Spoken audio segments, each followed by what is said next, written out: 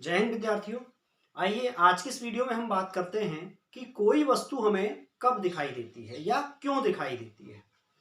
विद्यार्थियों, हमारे नेत्र की जो संरचना है वो इस तरह की है कि हम वस्तुओं को केवल प्रकाश की उपस्थिति में ही देख सकते हैं। इसलिए जब कभी अंधेरा हो जाए, लाइट चली जाए, तो हम किसी भी वस्तु को नहीं देख पाते हैं, हमें कुछ भी दिखाई नहीं दे। तो जब प्रकाश की किरण किसी वस्तु पर पड़ती है और वस्तु पर पड़ने के बाद प्रकाश की किरण उससे टकरा करके दूसरी दिशा में चली जाती है, तो प्रकाश की किरणों का किसी सतह से टकराकर अपनी दिशा बदलना या उसी माध्यम में वापस लौट जाना, ये कहलाता है प्रकाश का परावर्तन। तो प्रकाश के परावर्तन की घटना के कारण ही हम किसी वस्तु को देख पाते हैं। जैसे आप यहाँ इस रेखा चित्र में देख रहे हैं कि एक बटन है। इस बटन पर प्रकाश की किरण आपतित हो रही है और आपतित होने के बाद परावर्तित हो रही है उसी माध्यम में। यहाँ पर माध्यम शब्द आया है। माध्यम मतलब यहाँ पर प्रकाश की किरण आ रही है, तो यहाँ पर कौन सा माध्यम है? वायु है। वायु में प्रकाश की किरण आई, बटन से टकराई और टकरा करके दूसरी दिशा में चली गई। अब बटन से टकराकर आने वाली जो परावर्तित किरण है, इसको क्या कहते हैं हम? परावर्तित किरण। और ये कहलाती है आपतित किरण। तो बटन से टकराकर आने वाली परावर्तित किरण जब हमारी आंखों में प्रवेश करती है तो हमें बटन दिखाई देती है। इसी प्रकार हम जिन वस्तुओं को भी देखते हैं, उन सभी वस्तुओं पर जो प्रकाश पड़ता है वह प्रकाश परावर्तित होकर हमारी आंखों में प्रवेश करता है, तभी हम उस वस्तु को देख पाते हैं।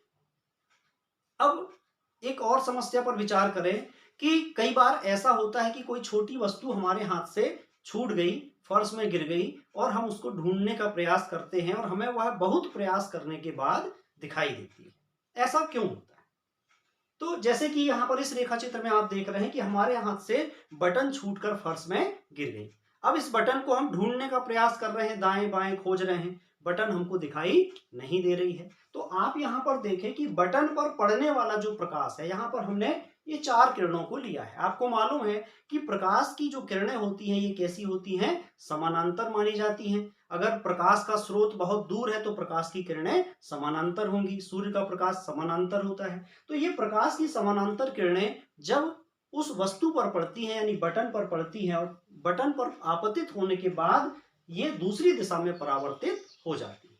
अब ये 4 किरणें आई और परावर्तित होकर के दूसरी दिशा में चली गई। अब आप बटन को खोज रहे हो, ये हमारी आंखें।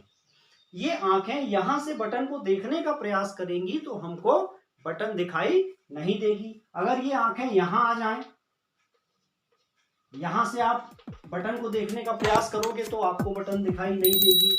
आप यहां से आकर के अगर बटन को देखने का प्रयास करोगे तो यहां से भी आपको बटन दिखाई नहीं देगी। अब आप खोजते खोजते, यानी हम खोजते खोजते कहां आ गए?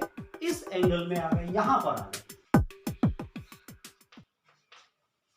जब आप बटन को खोजते हुए इस कोण में आते हैं, तब बटन पर पड़ने वाली प्रकाश की किरण परावर्तित होकर के आपकी आंखों में प्रवेश करती है और बटन आपको दिखाई दे जाती है। तो एक व्यवहारिक समस्या पर हमने यहां पर अभी बात की, तो आपको समझ में आ गया होगा कि कोई भी वस्तु को हम कब देख पाते हैं? जब उस वस्तु पर पड़ने वाला प्रकाश परावर्तित होकर के हमारी आंखों में प्रवेश करता है। यानी प्रकाश के परावर्तन की घटना के कारण ही हम वस्तुओं को देख पाते हैं। और सूक्ष्म वस्तुएं जब कोई खो जाती है, कोई वस्तु, और हम उसको ढूंढने का प्रयास करते हैं, तो हमको वह तब तक नहीं दिखाई देती जब तक कि उस वस्तु पर पड़ने वाला प्रकाश परावर्तित होकर आपकी आंखों में ना जाए। यानी आप उसको खोज करके और उस परावर्तित किरण को आंखों में लेने का प्रयास करते हो। जैसे ही वो परावर्तित किरण आपकी आंखों में आती है, पहुंचती है, तो आपको वह वस्तु दिखाई दे जाती है। तो आशा है आज के इस वीडियो से आप समझ गए होंगे कि कोई वस्तु हमें कब दिखाई देती है और क्यों दिखाई देती है। विज्ञान तथा अर्थशास्त्र एवं अन्य विषयों से संबंधित वीडियो देखने के लिए हमारे चैनल से जुड़े रहें। अपने आगामी वीडियो तक के लिए नमस्कार, जय हिंद।